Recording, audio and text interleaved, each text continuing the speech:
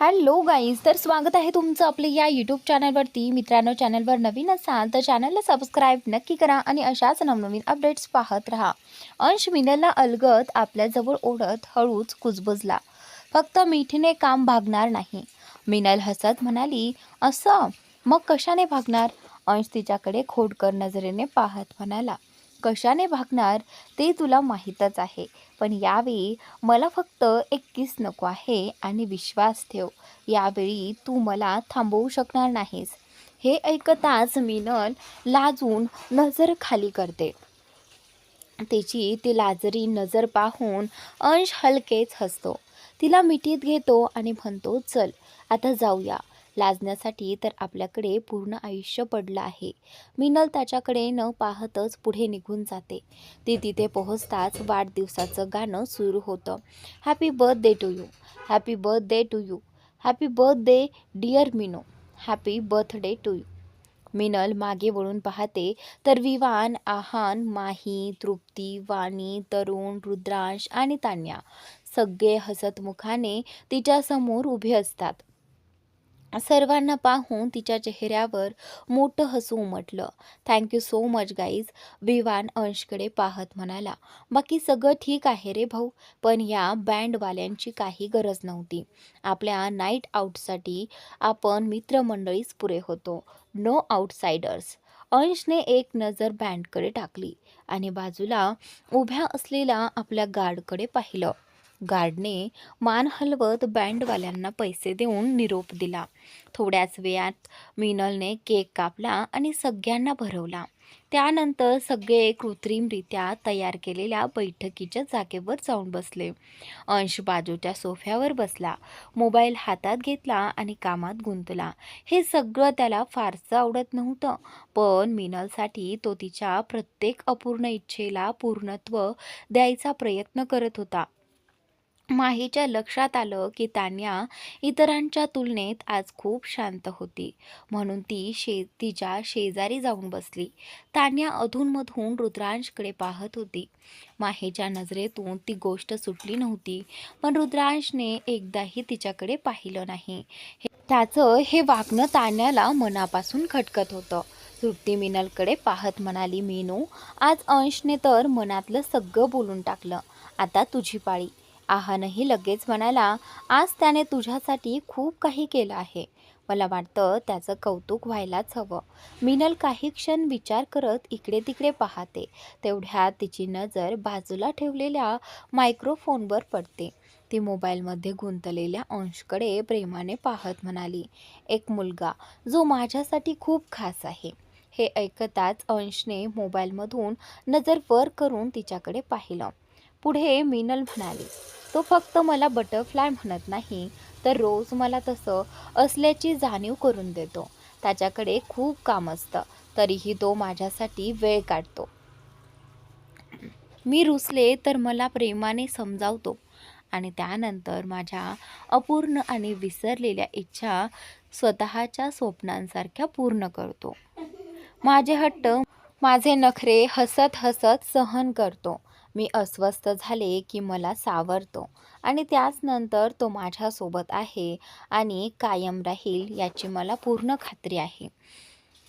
खरंच सांगते mister monster, माझ्या हाताच्या रेषांमध्ये नक्कीच काहीतरी खास आहे. म्हणूनच तुमच्यासारखा इतका सुंदर मनाचा माणूस फक्त माझाच आहे. आणि त्यानंतर अंश तिचा प्रत्येक शब्द हसत ऐकत होता. मिनल पुढे म्हणाली, पूर्वी मी देवाकडे फक्त प्रेम करणारा जोडीदार मागायचे, पण आता तुम्ही आयुष्यात आलात तेव्हापासून रोज देवाकडे एकच प्रार्थना करते, तुमच्या या निस्वार्थ प्रेमाच्या योग्य होण्याची. तुम्ही माझ्यावर जेवढं प्रेम करता ते जपण्याची ताकद मला मिळू दे. आणि त्यानंतर मिनलचं बोलणं संपताच अंश उठून तिच्या जवळ आला. तो हसत म्हणाला, आमच्या पुरुषांचं अर्ध आयुष्य हेच समजवण्यात जातं की मी सगळ्यांची मनं जपतो, पण माझ्याकडेही एक हृदय आहे बटरफ्लाय. माझ्या या हृदयाचा रोजचा श्वास म्हणजे तू. इतक्यात तो तिच्या जवळ येऊन उभा राहिला. आणि त्यानंतर आजूबाजूला बसलेले सगळे मित्र त्यांच्या त्या प्रेमळ क्षणाकडे हसत पाहत होते. अंशने मिनलचा हात आपल्या हातात घेतला आणि म्हणाला, मला माहिती आहे, कधी कधी मी तुला खूप त्रास देतो, कधी नकळत तुला दुखावतो, तुझ्या काही गोष्टींवर जरा जास्तच रिॲक्ट करतो आणि अजून कितीतरी चुका करतो. त्यानंतर बहुतेक तुझ्यासोबतच मी सर्वात जास्त कम्फर्टेबल असतो, म्हणून माझ्याकडून या सगळ्या गोष्टी घडतात. पण विश्वास ठेव love, I love you so much, so much I love you butterfly. असं म्हणत त्याने अलगद अलगद मिनलच्या गालावर हात ठेवला आणि तिच्या चेहऱ्याकडे झुकू लागला. इतक्यात मागून 2 जणांचा आवाज आला. Have some patience mister and Mrs Aryan. Minal भानावर आली. ती पटकन अंशपासून दूर झाली आणि लाजून नजर चुकवू लागली.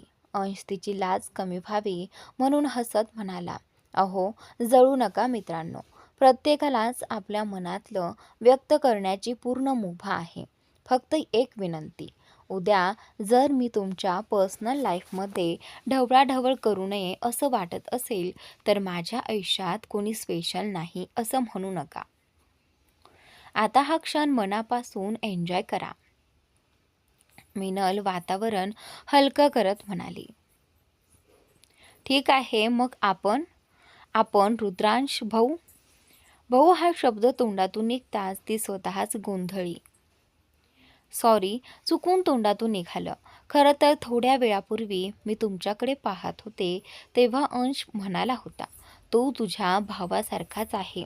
आता त्याच्याकडे असं एकटक पाहणं बंद कर. म्हणून नकळत भाऊ बोलले. रुद्रांशने एक नजर अंशकडे पाहिलं आणि हलकंसं हसत म्हणाला, बरोबर आहे. काय सांगू, मी तुमचा भाऊच आहे. तुम्ही मला भाऊ म्हणू शकता. खरंच मला ते खूप आवडेल.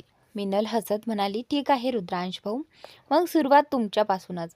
काहीतरी ऐकवा ना. रुद्रांशने एक दीर्घ श्वास घेतला. आकाशाकडे पाहत तो विचारमग्न झाला आणि म्हणाला, इंग्रजीमध्ये म्हणतात, please come in to my life and make it beautiful. पण उर्दू हिंदीमध्ये असं म्हणतात, एक नजर तुझी लाभली तर आयुष्याला अर्थ मिळेल, या तुटलेल्या हृदयाला आधार मिळेल. माझी नाव अजूनही लाटांमध्ये अडकली आहे. तू जर हात धरलास तर किनारा मिळेल. हे ऐकताच मिनल आनंदाने टाळ्या वाजवत म्हणाली, वा वा, अप्रतिम. आता पुढचा नंबर कोणाचा? रुद्रांशने सगळ्यांकडे पाहत म्हटलं, मिस्टर कपूर, आता तुम्ही काहीतरी सांगा. आहान हलकसं हसला. प्रयत्न करतो.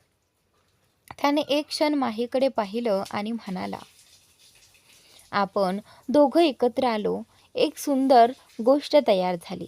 मग आपण वेगळे झालो आणि त्या एका गोष्टीचे 3 भाग झाले. एक तुझी कहाणी जी फक्त तुला समजली, एक माझी कहाणी जी फक्त मला समजली, आणि एक तिसरी न बोललेली कहाणी जिचा शेवट कदाचित झाला नसता जर आपण एकदा मन मोकळेपणाने बोललो असतो. रुद्रांश हसत म्हणाला, वा मिस्टर कपूर, ही मनातली गोष्ट होती की कोणाला खास इशारा होता? अंश हलकसं हसत म्हणाला, जे काही होतं समजणाऱ्याने समजून घ्यावं, एवढंच. तो आजूबाजूला उपस्थित असलेल्या सर्व मुलींकडे पाहत म्हणाला, ही काही ओळी इथल्या प्रत्येक मुलीसाठी. ह्या जगाच्या काही रीतीच अशा आहेत. प्रत्येक सकाळी संध्याकाळ होते. तू कोण आहेस? तुझं नाव काय आहे? इथे तर सीता ही बदनाम झाली होती. मग जगाच्या बोलण्यामुळे तुझे डोळे का भरून येतात? लोक काही ना काही बोलणारच, कारण तेच त्यांचं काम आहे. अंशच्या शब्दांनी माही, मिनल आणि तान्या तिघीही मनापासून भारावून गेल्या.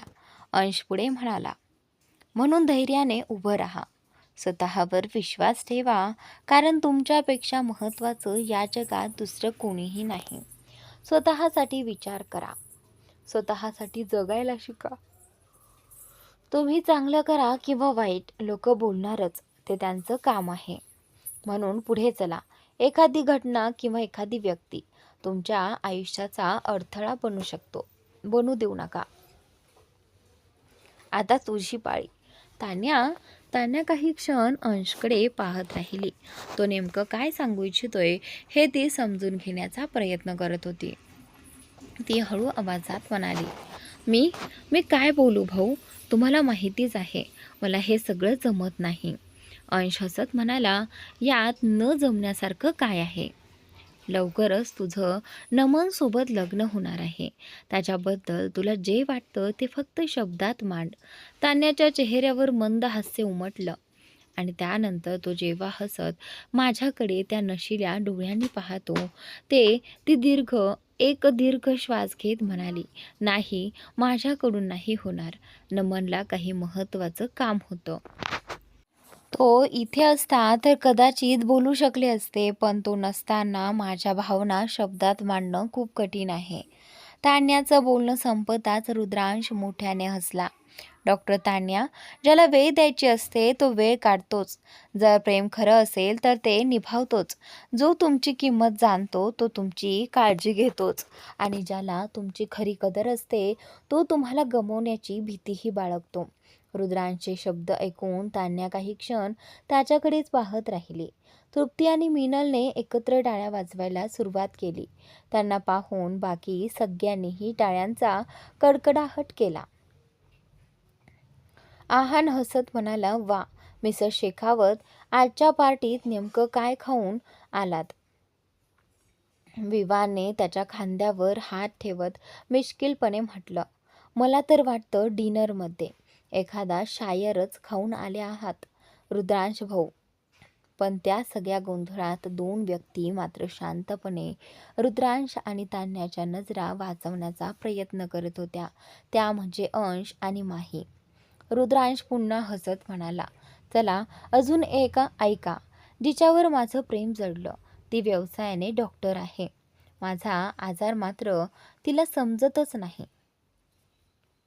मलाच सोडून ती सगळ्यांना विचारते, काय झालं, कसं झालं, असे कितीतरी प्रश्न ती विचारत राहते. हे ऐकताच तान्या थोडीशी गोंधळी. रुद्रांश तिची अवस्था ओळखून मिनलकडे पाहत म्हणाला, बरं, शायरी तुमच्या बसची गोष्ट नाही, मग तुमच्या अंदाजात एखादं गाणं तरी ऐकवाच. काय म्हणते बर्थडे गर्ल, आमच्या कॉलेजची नाईटिंगेल आहेस ना तू? मिनलने आहानकडे पाहत हसून उत्तर दिलं, नक्की, पण आहानने साथ दिली तर. आहान उठला. बाजूला ठेवलेली गिटार उचलून त्याने मिनलकडे दिली. चला सुरुवात करूया. मिनलने डोळे मिटले. गिटारची सुरेल धून छेडली आणि आहानकडे मान हलवून इशारा केला. आहान म्हणाला, आपण जवळ असूनही दूर आहोत. पण आणि तो गाऊ लागला, जिथे तू आहेस तिथे मी आहे. माझ्या हृदयाची धडधड तूच आहेस. मी एक प्रवासी आणि तू माझं अंतिम ठिकाण. मी तहानलेला आणि तू माझा सावन. इतकं गाऊन त्याने हात पुढे करत मिनलकडे इशारा केला. मिनलने धून बदलली आणि मंद स्वरात गाऊ लागली, हे प्रेमही किती विलक्षण आहे. आयुष्य माझं असलं तरी प्रत्येक ओढ तुझीच आहे. विवाने लगेच हुटिंग करत म्हटलं, ओ जबरदस्त मिनल, जबरदस्त, भारी. त्यानंतर मिनलने अंशकडे पाहिलं आणि पुन्हा गाऊ लागली, ज्याची कल्पनाही मी कधी केली नव्हती. तू मला तितकंच निरपेक्ष प्रेम दिलंस. माझ्या आयुष्यात असा एकही क्षण नाही ज्यात तू माझ्यासोबत नसतोस. मी रात्री झोपूनही जाते, पण तू मात्र माझ्या प्रत्येक श्वासात जागाच असतोस. माझ्या प्रत्येक धडधडीत जिवंत असतोस. इतकं म्हणून तिने पुन्हा धून बदलली आणि हसत आहानकडे इशारा केला. आहान कोणताही विचार न करता निसंकोचपणे माहीकडे पाहत म्हणाला, मी आयुष्यातील सगळं काही एका क्षणात डिलीट करू शकतो, पण एक गोष्ट कधीच नाही, ती म्हणजे तुझ्या आठवणी. कितीही प्रयत्न केला तरी मी तुझ्या आठवणी माझ्या मनातून पुसू शकत नाही. इतकं बोलून आहान गाणं म्हणायला सुरुवात करतो. मी तुला कधीच विसरणार नाही, जरी तू मला विसरलीस तरी. तू माझी सवय झाली आहेस आणि सवय कशी विसरू? हे नातं आपल्या वचनाचं आहे, आपल्या आठवणींचं, आपल्या स्वप्नांचं आहे. तुला हवं तर तू दिलेली वचनं मोडून टाक. तरीही, हे म्हणत आहान मिनलकडे इशारा करतो. मिनल हळूच उठते, गाण्याची धून बदलते आणि अंशकडे चालत जात गाऊ लागते. तुझ्यावर तर मी जीवापाड प्रेम करू लागले आहे. स्वतःलाच तुझ्यासाठी मिटवण्याचा हट्ट धरला आहे. तुझा विचार करताच माझं हृदय धडधडू लागते आणि तुझ्याच प्रेमात मी स्वतःला हरवत चालले आहे. गाणं म्हणत म्हणत मिनल अंश जवळ येते. त्याच्यासमोर गुडघ्यावर बसते आणि म्हणते, मी परफेक्ट नाही, पण तुला कायम आनंदी ठेवण्यासाठी माझ्याकडून शक्य ते सर्व प्रयत्न करेन. अंश तिला खांद्याला धरून अलगद उभं करतो.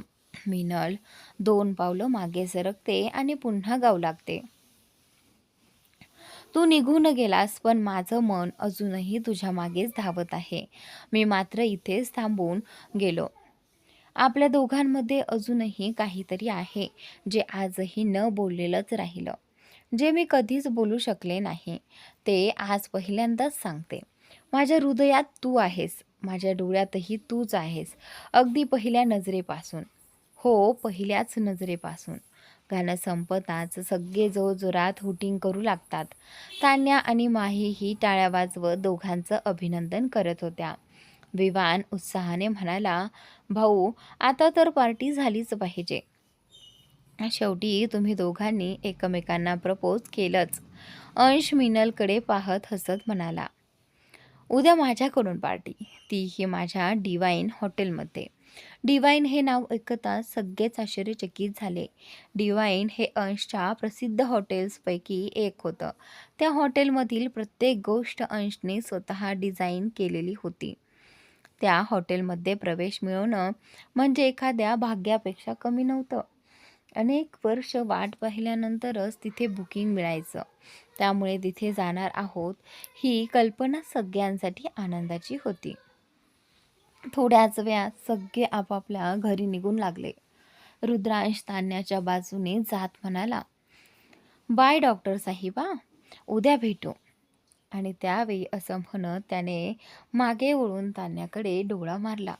तान्या मात्र आश्चर्याने त्याच्याकडेच पाहत राहिली. तिच्यासोबत चालणारी माही हे सगळं पाहून हलकेच हसली. इकडे तरुणही अंशला सांगून घरी जाण्यासाठी निघाला. तो आपल्या कारजवळ पोहोचणार इतक्यात मागून एक ओळखीचा आवाज आला. तरुणने मागे वळून पाहिलं तर समोर तृप्ती उभी होती. तो तिच्याकडे आश्चर्याने पाहू लागला. तृप्ती थोडा विचित्र चेहरा करत म्हणाली, काय झालं?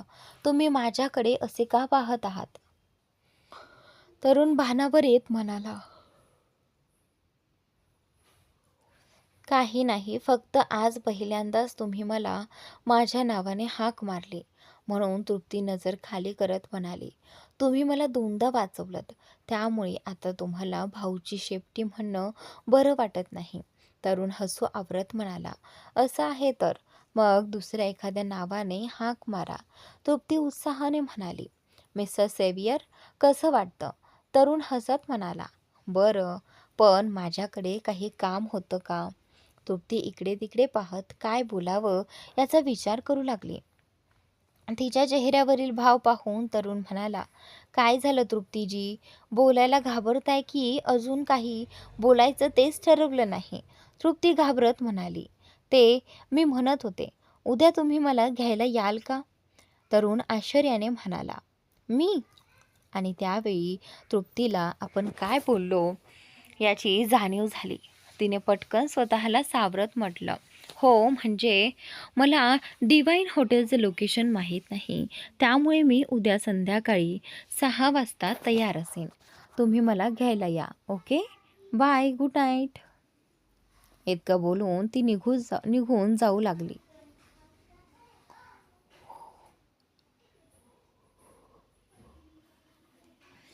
तरुणने तिला आवाज दिला, तृप्तीजी, माझंही थोडंसं ऐकून तर जा. तृप्ती घाबरली. कुठे हा उद्या येण्यास नकार तर देणार नाही ना, असा विचार तिच्या मनात आला. ती त्याच्याकडे पाहू लागली. तरुण तिच्या जवळ आला, त्यामुळे ती अजूनच गोंधळली. तो तिच्या अगदी जवळ जाऊन हसत म्हणाला, तुम्ही मला भाऊची शेपटी असंच म्हणा, तेच मला जास्त आवडतं. तृप्ती आश्चर्याने त्याच्याकडे पाहतच राहिली. तरुणने तिच्या नाकावर हलकेच बोटाने टिचकी मारली आणि म्हणाला, okay bye, good night, take care. आणि त्यावेळी असं म्हणत तो कारमध्ये बसला. एकदा तिच्याकडे पाहिलं आणि तिथून निघून गेला. तो निघून जाताच तृप्तीच्या चेहऱ्यावर गोड हास्य उमटलं. ती आनंदाने हळूच नाचू लागली. तेवढ्यात मागून आवाज आला, अगं वेडी झाली आहेस का? तृप्ती दचकून सरळ उभी राहिली. समोर विवान आणि मिनल उभे होते. तृप्ती अंगतानं स्वतःला अगदी सामान्य दाखवत म्हणाली, मी आणि डान्स? अरे अजिबात नाही. चला, मला खूप झोप येते. गुड नाईट, असं म्हणत ती तिथून निघून गेली. विवान तिच्याकडे पाहत काहीतरी विचार करू लागला. मिनल विवानला म्हणाली, विवान, आपण जे करायला जाणार होतो ते करूया. तुझ्यामुळे आपण आधीच खूप उशीर केला आहे. अजून उशीर झाला तर मिस्टर मॉन्स्टर स्वतः मला शोधत इथे येतील. विवान मान हलवत म्हणाला, हो चल, चाव्या आहेत ना तुझ्याकडे? मिनलने होकारार्थी मान हलवली. हुडी डोक्यावर चढवली आणि पुढे निघाली. इकडे आहान आणि माही दोघे एकत्र घरी जात होते. आहान वाढदिवसाचं गाणं गुणगुणत गाडी चालवत होता, तर माही मात्र स्पष्टपणे चिडलेली दिसत होती. बर्थडे पार्टी संपली होती. अंश हसत माहीकडे पाहत म्हणाला, बस आता थांब. माही त्याच्याकडे प्रश्नार्थक नजरेने पाहू लागली. अंश पुन्हा हसत म्हणाला, काय झालं? तुला मिनलचा हेवा वाटतोय का? माही आश्चर्याने म्हणाली, नाही, अरे नाही, अजिबात नाही. ती किती निरागस आणि मैत्रीपूर्ण आहे. शिवाय तिचं लग्नही झालंय. मग मला तिचा हेवा वाटण्याचं कारणच काय? माहीचं बोलणं पूर्ण होण्याआधीच आहान म्हणाला, सॉरी, इथे चुकून अंश झालंय, तर तिथे आहान आहे. म्हणजे तिचं लग्न झालं नसतं तर तुला तिचा हेवा वाटला असता. माही त्याच्याकडे रागाने पाहत म्हणाली, आहान, माझ्या बोलण्याचा विपरीत अर्थ काढणं बंद कर. आणि तू कोणासोबतही राहिलास तरी मला त्याचा हेवा का वाटेल? आहान क्षणाचाही विलंब न लावता म्हणाला, कारण तू माझ्यावर प्रेम करतेस. हे शब्द ऐकताच माही काही क्षण त्याच्याकडे एकटक पाहत राहिली. त्याची नजर चुकू न देता ती हळू आवाजात म्हणाली, असं काही नाही. आहान तिच्याकडे पाहतच म्हणाला, आहे माही, मला माहिती आहे, कारण मला ते जाणवतं. माहीने नजर वळवली आणि कारच्या खिडकीतून बाहेर पडू लागली. गाडी चालवत आहान म्हणाला, काय विचार करतेस? चालत्या गाडीतून कसं पळायचं याचा? माही ओठ वाकडे करत म्हणाली, तुला असं का वाटतं की मी तुझ्यापासून पळते? मी तर फक्त एवढंच पाहत होते की आपण अजून घरी पोहोचलोच नाही. आहान सहजपणे म्हणाला, त्यात आश्चर्य कसं? तू माझ्यापासून पळतेस आणि घरापर्यंत पोहोचायला वेळ लागतोय, कारण आपण घरापासून बऱ्याच दूर आलो आहोत. माही दचकले. घरापासून दूर म्हणजे? आहान शांतपणे म्हणाला, मला तुझ्यासोबत थोडा वेळ घालवायचा होता, म्हणून गाडी चालवत राहिलो. माहीचा आवाज चढला, आहान, तू वेडा झाला आहेस का? आहान तिच्याकडे पाहत म्हणाला, त्यात वेडपणाचं काय आहे? आपण आधीही असंच एकत्र वेळ घालवत होतो. माही गंभीर झाली. आता आहान, कृपया, आधी आणि आत्तामध्ये खूप फरक आहे. मला घरी जायचं आहे. मला भीती वाटते. कृपया मला घरी घेऊन चल. हे ऐकताच आहानने अचानक ब्रेक दाबला. गाडी एका झटक्यात थांबली. माही पुढे झुकली, पण अंशने क्षणाचाही विलंब न लावता तिच्या समोर हात धरला. त्यामुळे ती डॅशबोर्डवर आदळण्याऐवजी त्याच्या हातावर विसावली. माही गोंधळलेल्या नजरेने त्याच्याकडे पाहत राहिली. आहान काहीही न बोलता गाडीतून उतरला आणि जाऊन गाडीच्या बोनटवर बसला. त्याचं हे वागणं माहीला अजिबात समजलं नाही. तीही गाडीतून उतरली आणि त्याच्या जवळ येत हळू आवाजात विचारलं, अंश, आपण इथे का थांबलो आहोत? अंश शांतपणे म्हणाला, तुझी भीती संपवण्यासाठी. म्हणजे? आणि त्यानंतर तो तिच्याकडे पाहत म्हणाला, हो, तुझ्या मनात माझ्याबद्दल एवढी भीती का आहे हे मला समजून घ्यायचं आहे. तो पुन्हा शांत झाला. माही हळूच म्हणाली, ठीक आहे, माझी चूक झाली. आता कृपया घरी जाऊया. इतक्या अचानक पावसाच्या सरी कोसळू लागल्या. माहीने डोक्यावर हात ठेवला आणि गाडीच्या दिशेने वळत म्हणाली, आहान, चल गाडीत जाऊया. पाऊस सुरू झाला आहे.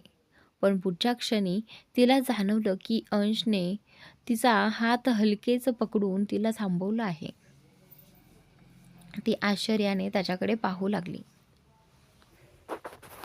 अंश तिच्याजवळ येत शांत स्वरात म्हणाला, आज या पावसाचा इतका तिरस्कार का करतेस माही?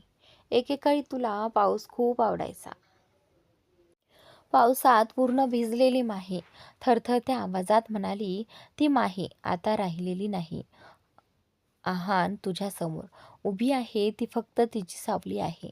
हे ऐकताच आहानच्या डोळ्यात वेदना दाटून आल्या.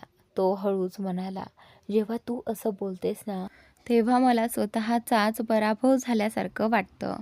एका चुकीमुळे माझ्या इतक्या दिवसांच्या प्रेमाची किंमतच उरली नाही असं वाटतं.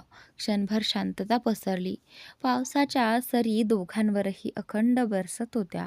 पावसाच्या सरी अजूनही कोसळत होत्या. माहीच्या डोळ्यात अश्रू होते. तर आहांच्या मनात असंख्य न बोललेले प्रश्न. जेव्हा माहीचा विषय येतो ना मित्रांनो, तिथे तिच्यासोबत आहांचा उल्लेख केला जातो. काही क्षण दोघेही निशब्द उभे राहिले. आहाने नकळत तिच्याजवळ जाण्याचा प्रयत्न केला. त्या क्षणी माही पूर्णपणे स्तब्ध झाली होती. तिच्या मनात भूतकाळाच्या असंख्य आठवणी दाटून आल्या.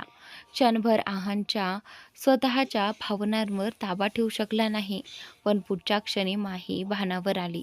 तिने स्वतःला त्याच्यापासून दूर करत त्याच्या गालावर एक जोरदार चापट मारली. त्या आवाजाने जणू आजूबाजूची शांतताच तुटली. मित्रांनो, सॉरी, चुकून खूप वेळा माझ्याकडून अंशच झालेला आहे. तर इथे आहान आहे. आहानने शांतपणे तिच्याकडे पाहिलं. माहीच्या डोळ्यातून अश्रू सतत वाहत होते, तर आहानच्या डोळ्यात मात्र एक विचित्र पोकळी होती. काहीही न बोलता त्याने तिचा हात धरला. तिला अलगद गाडीत बसवलं आणि स्वतः ड्रायव्हिंग सीटवर बसून गाडी भरधाव वेगाने घराच्या दिशेने वळवली. संपूर्ण प्रवासात दोघांपैकी एकाही जणाने एक शब्दही उच्चारला नाही. घरी पोहोचताच आहान कोणाकडेही न पाहता सरळ आपल्या खोलीत निघून गेला. माही मात्र त्याच्या पाठमोऱ्या आकृतीकडे पाहत तशीच उभी राहिली. त्याच्या मनात नेमकं काय चाललं आहे हे तिला काही केल्यास समजत नव्हतं. दरम्यान मिनल आणि विवान हळूच अंशच्या गॅरेजमध्ये शिरण्याचा प्रयत्न करत होते. तर आता इथे अंशचा उच्चार आहे. अंशच्या गॅरेजमध्ये शिरण्याचा प्रयत्न करत होते, पण त्यांनी आत प्रवेश करण्याआधीच अचानक सुरक्षा अलार्म वाजू लागला. दोघेही घाबरून तिथून पळाले. विवान मुख्य दरवाजाकडे धावू लागला. इतक्यात मिनलने त्याच्या टी-शर्टला धरून त्याला थांबवलं. अरे वेड्या, अलार्म वाजतोय. आता सगळेजण मुख्य दरवाजातून येतील. आपण मागच्या बाल्कनीतून आत जाऊया. विमानने लगेच होकारार्थी मान हलवली आणि तिच्या मागे निघाला. दोघे बाल्कनीजवळ पोहोचले. मिनल वर चढण्याचा प्रयत्न करू लागली, पण प्रत्येक वेळी तिचा तोल जात होता. हे पाहून विवानला हसू आवरलं नाही. तो मिश्किलपणे म्हणाला, अगं कमसीन कळी, आधी मला वर जाऊ दे, मग मी तुला हात देऊन वर ओढतो. मिनलने नाराजीने तोंड वाकडं केलं. ही गोष्ट आधी सांगू शकत नव्हतास का? विवान हसत तिच्यासमोरून सरकला आणि एका झटक्यात बाल्कनीवर चढून गेला. वर पोहोचल्यावर तो काही क्षण मिनलला दिसेनासा झाला. खाली उभी असलेली मिनल कुजबुजली. विवान ऐक ना, विवान, जर मला इथे सोडून पळून गेलास ना तर तुझ्यासारखं वाईट माणूस दुसरा कोणी नसेल. इतक्यात वरून एक हात तिच्या समोर पुढे आला. मिनलच्या चेहऱ्यावर हसू उमटलं. तिने क्षणाचाही विलंब न लावता तो हात घट्ट पकडला.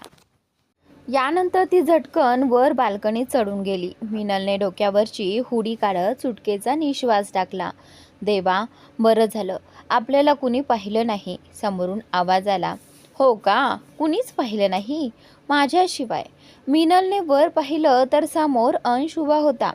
त्या क्षणी अंशला मिनल खूपच गोड दिसत होती, अगदी एखाद्या लहान मुलीसारखी. तिचे विस्कटलेले केस वारंवार तिच्या चेहऱ्यावर येत होते. तिला पाहताच त्याचा सगळा राग एका क्षणात विरघळून गेला. मात्र मिनल त्याला समोर पाहून पूर्णपणे गोंधळी होती. ती घाबरत म्हणाली, आपण आपण इथे? म्हणजे आपण तर खोलीत होतात ना, मग इथे कसे? तिचा आवाज ऐकताच अंश भानावर आला. त्याने मिनलचा हात मनगटातून पकडला आणि दाराकडे निघाला. बाहेर सर्व गार्ड एका रांगेत उभे होते, जणू अंशच्या रागाची वाटच पाहत होते. तो सर्वांकडे कठोर नजरेने पाहत म्हणाला, नेमकं चाललंय तरी काय? काम करण्याची इच्छा नसेल तर नोकरी सोडा. कुणावरही जबरदस्ती नाही. सर्वांनी मान खाली घातली. अंश रागाने म्हणाला, माझ्या घरात असा निष्काळजीपणा चालणार नाही. मी इशारा देत बसत नाही, हे तुम्हा सगळ्यांना माहिती आहे. त्यानंतर तो केअरटेकरकडे वळून म्हणाला, शर्माजी, उद्या सगळ्यांचे पैसे पूर्ण करून द्या. उद्यापासून यापैकी एकही जण मला इथे दिसता कामा नये. मला नवीन जबाबदार आणि मेहनती माणसं हवी आहेत. हे ऐकताच एका गार्डने निराश नजरेने मिनलकडे पाहिलं. मिनलने अंशचा हात धरत विनवणी केली, यात यांची काही चूक नाही. सगळी चूक माझी आहे. कृपया यांना काहीही बोलू नका. अंशने एकदा सर्वांकडे पाहिलं आणि काहीही न बोलता आत निघून गेला. मिनल केअरटेकरला म्हणाली, तुम्ही सगळ्यांना त्यांचं काम करू द्या. मी सरांशी बोलते.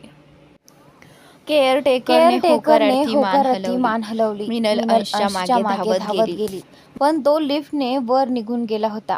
ती तर वर पोहोचली आणि हळूच खोलीत शिरली. अंश डोळे मिटून बेडच्या हेडरेस्टला डोकं टेकून बसला होता. तिला आल्याची त्याला पूर्ण जाणीव होती. मिनल कान धरून उठाबशा काढत म्हणाली, सॉरी राज, माझी चूक झाली. आता पुन्हा कधी असं करणार नाही. मला फक्त तुमचं बाईक कलेक्शन पाहायचं होतं. अंशने डोळे न उघडताच उत्तर दिलं, बाईक पाहायच्या होत्या तर मला सरळ सांगितलं असतंस. स्वतःच्या घरात चोरासारखं फिरण्याची काय गरज होती? मिनल त्याच्याकडे चालत येऊ लागली. अंशने हात पुढे करून तिला थांबवलं. उठाबशा काढतच बोल. मिनल आश्चर्याने म्हणाली, काय म्हणजे मी उठाबशाच काढत राहू? तो शांतपणे म्हणाला, हो, कारण तू जे केलं आहेस त्याच्या मानाने ही शिक्षा काहीच नाही. त्यामुळे सुरू ठेव. थोडा वेळ उठाबशा काढल्यानंतर मिनल अचानक धावत आली आणि अंशच्या मांडीवर जाऊन बसली. अंश आश्चर्याने तिच्याकडे पाहू लागला. मिनल हसत म्हणाली, एक विचारू, तुम्हाला एवढा राग येतो ना, तो पायी येतो की कॅबने? हे ऐकून अंश हलकेच हसला. तो तिला तिच्या जवळ सरकत तिच्या चेहऱ्यावर आलेले केस अलगद बाजूला करू लागला. मिनलने नकळत डोळे मिटले. क्षण साधून अंशने तिच्या गालावर हलकसं चावलं. आह, किती वाईट आहात तुम्ही. माझा गाल. आणि त्यानंतर ती गाल चोळत नाराजीने म्हणाली. अंश हसत म्हणाला, इतके गोंडस गाल असतील तर त्यांना छेडण्याचा मोह कसा आवरणार? मिनल ओठ फुगवत म्हणाली, ही कसली लॉजिक आहे? आणि त्यावेळी अंशने तिला अलगद आपल्या जवळ ओढलं आणि तिच्या डोळ्यात पाहत म्हणाला, तू मला प्रपोज केलंस. तुझ्या मनात माझ्यासाठी भावना आहेत, पण तरीही मी मर्यादा पाळतो, कारण मला भीती वाटते माझ्याकडून तुला कधीही दुखावलं जाऊ नये. तू माझ्या आयुष्यातली सर्वात खास व्यक्ती आहेस. अजून तू खूप लहान आहेस. जेव्हा तुला या नात्यात पुढे जायची पूर्ण तयारी वाटेल तेव्हाच आपण पुढे जाऊ, कारण मी तुझ्यावर मनापासून प्रेम करतो आणि त्या प्रेमाला कोणतीही सीमा नाही. हे बोलून अंशने मिनलच्या कपाळावर अलगद चुंबन दिलं. मिनल मात्र शांतपणे त्याच्याकडे पाहत राहिली, जणू त्याच्या प्रत्येक भावनेचा अर्थ समजून घेण्याचा प्रयत्न करत होती. आज तिला समजलं होतं की अंश प्रत्येक वेळी तिच्या जवळ येऊनही स्वतःला का थांबवत असे. थोड्याच वेळात अंशने तिला अलगद आपल्या मिठीत घेतलं. दिवसभराच्या थकव्यामुळे दोघांनाही शांत झोप लागली. दुसऱ्या दिवशी सकाळी अंशची झोप मोबाईलवर सतत येणाऱ्या मेसेजच्या आवाजामुळे मोडली.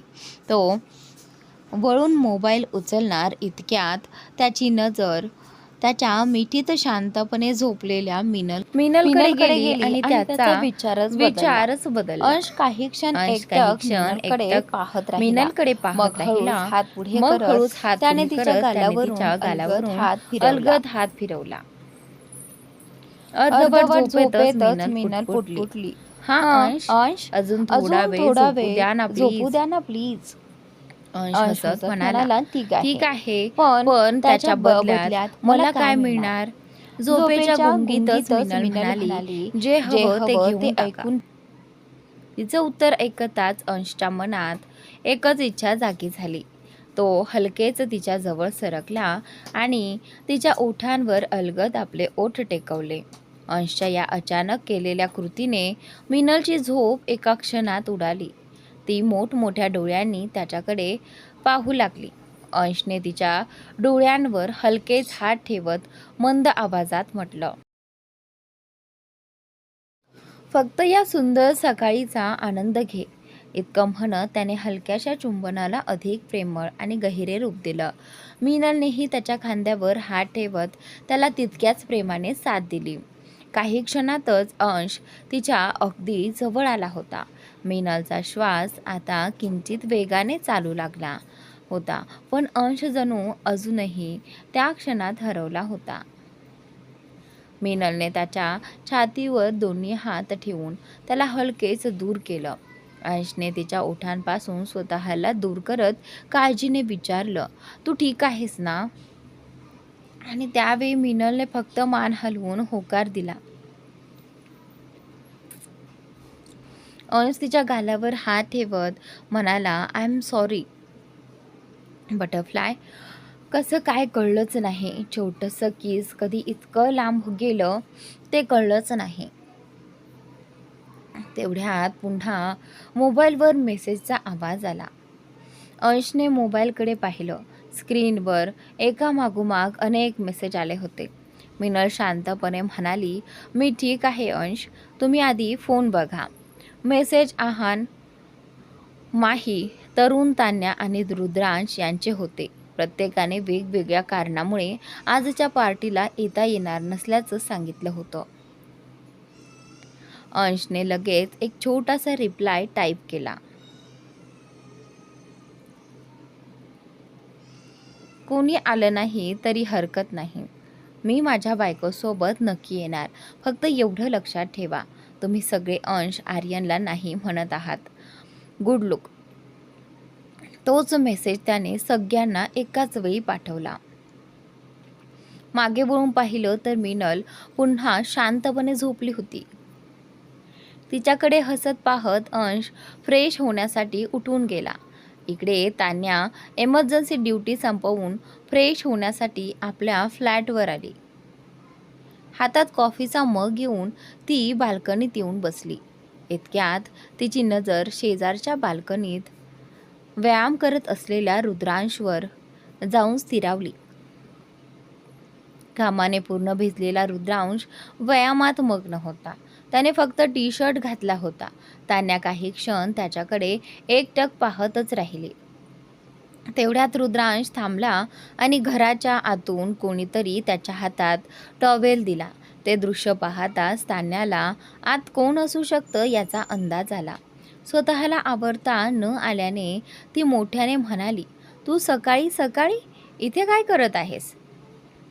रुद्रांशला सगळं माहिती असूनही तो मुद्दाम दचकण्याचं नाटक करत होता.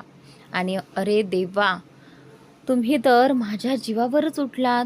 सकाळी सकाळी असं कोण ओरडतं, तेही दुसऱ्यांच्या घरात?" तान्याने कॉफीचा मग बाजूला ठेवला. कमरेवर हात ठेवत ती म्हणाली, "एक्सक्यूज मी, मी माझ्याच बाल्कनीत उभी आहे." रुद्रांश निरागस चेहरा करत म्हणाला, "हो, पण ओरडत तर तुम्ही आमच्या बाल्कनीकडेच आहात ना?" तान्या त्याच्याकडे रागाने पाहत म्हणाली, "रुद्र, हे दिशाचं घर आहे. मला स्पष्ट सांग, तुमच्या दोघांमध्ये नेमकं काय चाललंय?" तान्याच्या तोंडून रुद्र हे नाव ऐकताच रुद्रांशच्या चेहऱ्यावर हलकंसं स्मित उमटलं. तेवढ्यात दिशा हातात कॉफीचा कप घेऊन बाल्कनीत आली. रुद्रांशने अगदी हक्काने तिच्या कमरेभोवती हात ठेवला आणि म्हणाला, "काय चाललंय म्हणजे?" "आम्ही दोघं एकमेकांना डेट करत आहोत. दिशाने तुला सांगितलं नाही का?" हे ऐकताच दिशा आश्चर्यचकित होऊन रुद्रांशकडे पाहू लागते. रुद्रांशचं उत्तर ऐकून तान्याचा आवाज जो आहे तो एका क्षणात मंद झाला. स्वतःला सावरत ती म्हणाली, "हे कधी झालं? म्हणजे तू मला याबद्दल कधीच सांगितलं नव्हतंस?" रुद्रांश उपरोधिक हसत म्हणाला, "मग तुम्हीही आम्हाला काय सांगितलं होतं?" तान्या गोंधळून त्याच्याकडे पाहू लागली. रुद्रांश लगेच म्हणाला, "म्हणजे तुमच्या साखरपुड्याबद्दल आणि लग्नाबद्दल." विषय बदलत तान्या म्हणाली, "मला हॉस्पिटलला जायचं आहे, नंतर बोलू." इतकं बोलून ती लगेच तिथून निघून गेली. तान्या गेल्यावर दिशाने आपल्या कमरेवर ठेवलेल्या रुद्रांशच्या हातावर हलकासा टप्पल मारत विचारलं, "सर, आपण दोघं एकमेकांना कधीपासून डेट करायला लागलो? निहालला हे कळलं तर तो मला जिवंत सोडणार नाही." रुद्रांश हसत म्हणाला, "काळजी करू नकोस, मी निहालशी आधीच बोललो आहे. हे फक्त काही दिवसांसाठी आहे." दिशाने मान डोलावत उत्तर दिलं, "मला समजतंय, पण माझ्या मते आता तुम्ही अंश सरांना सगळं खरं सांगायला हवं." रुद्रांशनेही होकारार्थी मान हलवली. "मीही योग्य संधीची वाट पाहतोय. शक्य झालं तर आजच त्यांना सगळं खरं सांगून टाकेन." दरम्यान अंश स्वतः मिनलला कॉलेजमध्ये सोडण्यासाठी आला होता. मिनल कारमधून खाली उतरणार इतक्यात अंशने तिचं मनगट हलकेच पकडत तिला थांबवलं आणि म्हणाला, "बटरफ्लाय, आज तुझी मैत्रीण ज्योतीकडून शिकून ये. कॉलेजपर्यंत सोडायला आलेल्या नवऱ्याला गुड बाय कसं करायचं ते आता जा." मिनल त्याच्याकडे काहीच न समजल्यासारखी पाहू लागली. अंश हसत म्हणाला, "नाही, म्हणजे आधी तुझ्या मैत्रिणीकडून शिकून ये ते बरं. नाहीतर मी तर आहेच. पुढच्या वेळी मीच शिकवेन." मिनल काही बोलणार इतक्यात अंशच्या मोबाईलवर रुद्रांशचा मेसेज आला. मेसेज पाहताच अंश स्वतःशीच पुटपुटला, "शेवटी तुला माझ्याशी बोलायचंच आहे. आज तर मीही तुझं सगळं ऐकण्यासाठी आतुर झालो आहे." रुद्र कथेचा हा भाग अनेक धक्कादायक घटनांनी भरलेला आहे. अंश आणि मिनल यांच्यातील हलक्या फुलक्या संवादाने सुरुवात होते. मिनलला हसवत अंश म्हणतो की मित्रांकडून शिकलीस तर चांगलंच आहे, नाहीतर पुढच्या वेळी मी स्वतः तुला शिकवेन. त्याच वेळी अंशच्या मोबाईलवर रुद्रांशचा संदेश होतो.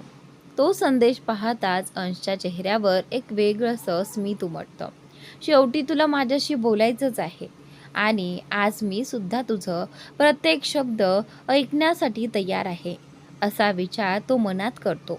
त्यानंतर तो मिनलला प्रेमाने घरी जाण्यास सांगतो आणि तिच्यासाठी ड्रायव्हर येईल अशी खात्री देतो. मिनल हसत तिथून निघून जाते. दुसरीकडे रुग्णालयात सकाळपासूनच मोठी धावपळ सुरू असते. तान्या, तिची नवीन सहाय्यक नित्या आणि डॉक्टर टंडन यांनी मिळून एक अतिशय गुंतागुंतीची शस्त्रक्रिया यशस्वीरित्या पूर्ण केलेली असते. मात्र रुग्ण अजूनही शुद्धीवर आलेला नसतो. तान्या त्याची तपासणी करत असतानाच अचानक एका छोट्या मुलाचा आनंदी आवाज ऐकू येतो. तो म्हणजे नित्याचा मुलगा वंश. तान्या त्याला शांत राहायला सांगते, कारण रुग्ण झोपलेला असतो. वंश लगेच सॉरी म्हणत तिचं ऐकतो. तान्या त्याला प्रेमाने उचलून सोफ्यावर बसवते आणि त्याची आई लगेच येईल असे सांगते. वंश शांतपणे चित्र काढत बसलेला असतो. काही वेळाने त्याला रुग्ण हल्ल्याचा आवाज येतो आणि तो घाबरून सोफ्याच्या मागे लपतो. औषधांच्या प्रभावामुळे रुग्णाला अजून वेदना जाणवत नसतात. तान्या परत खोलीत येते आणि पाहते की रुग्ण हळूहळू शुद्धीवर येत आहे. ती त्याचे स्वागत करते. तो रुग्ण दुसरा तिसरा कोणी नसून विक्रांत खुराना असतो. विक्रांतीचे आभार मानतो, पण तान्या स्पष्टपणे सांगते की खरे श्रेय नित्याला जाते. योग्य डोनर शोधण्यासाठी ते आवश्यक रक्त आणि औषधांची व्यवस्था करण्यापर्यंत सर्व मेहनत नित्याने घेतली होती. विक्रांत नित्याबद्दल विचारतो. तान्या सांगते की तिच्या अनुपस्थितीत नित्या त्याची काळजी घेईल. तेवढ्यात तान्याला वंशच्या घाबरलेल्या श्वासांचा आवाज ऐकू येतो. ती त्याला प्रेमाने जवळ घेते आणि धीर देते. विक्रांतही हसत त्याच्याशी बोलतो. त्याच्या प्रेमळ स्वभावामुळे वंशची भीती हळूहळू कमी होते. काही वेळात दोघांमध्ये गोड मैत्री निर्माण होते. हे पाहून तान्यालाही आश्चर्य वाटते, कारण वंश सहसा अनोळखी लोकांशी पटकन बोलत नाही. तेवढ्यात नित्या धावत खोलीत येते. ती घाबरून वंशचं नाव घेत असते, पण वंशला सुरक्षित पाहताच तिचा जीव भांड्यात पडतो. तिची नजर क्षणभर विक्रांतवर स्थिरावते आणि विक्रांतही तिला पाहून आश्चर्यचकित होतो. मात्र नित्या स्वतःला सावरते, वंशला जेवायला घेऊन जाते आणि तिथून निघून जाते. या दोघांच्या नजरेतून त्यांच्या भूतकाळाशी संबंधित एखादं गूढ नातं असल्याचा स्पष्ट संकेत मिळतो. दरम्यान अंश ऑफिसमध्ये पोहोचतो. तिथे रुद्रांश आणि तरुण त्याची आधीपासून वाट पाहत असतात. त्यांच्या चेहऱ्यावरील गंभीर भाव पाहून अंशला समजतं की विषय अत्यंत महत्त्वाचा आहे. सुरुवातीच्या हलक्या विनोदानंतर रुद्रांश धीर करून सत्य सांगायला सुरुवात करतो. तो कबूल करतो की तान्या 2 दिवस बेपत्ता नव्हती, तर त्याच्या लोकांनी तिला एका गुप्त मोहिमेसाठी आणलं होतं.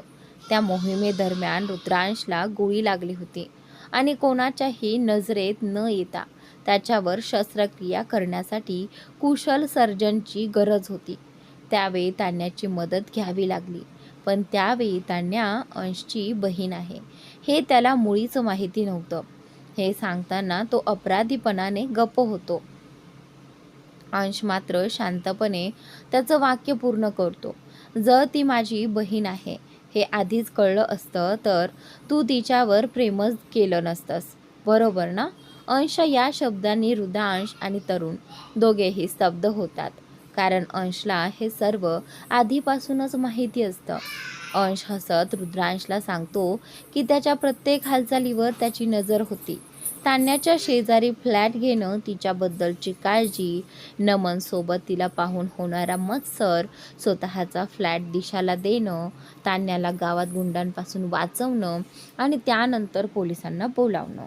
या सगळ्या घटना एकत्र जोडल्यावर संपूर्ण सत्य त्याच्या लक्षात आलं होतं. रुद्रांश शेवटी आपल्या मनातील भावना उघड करतो. तो कबूल करतो की त्याचं तान्यावर खरंच प्रेम आहे, पण सध्या स्वतःच्या प्रेमापेक्षा तान्याची सुरक्षितता त्याच्यासाठी महत्त्वाची आहे. तो सांगतो की नमन तान्याला ब्लॅकमेल करत आहे. जर तान्या नमनवर मनापासून प्रेम करत असती तर तो कायमचा तिच्या आयुष्यातून दूर गेला असता. पण पनवेलमधील एका घटनेत त्याने नमनला तान्याशी जबरदस्तीने वागताना पाहिलं. आणि तेव्हाच त्याला संशय आला की तान्या एखाद्या दबावाखाली जगत आहे. तिच्या चेहऱ्यावरील बनावटी हास्याने त्याचा संशय आणखी पक्का झाला.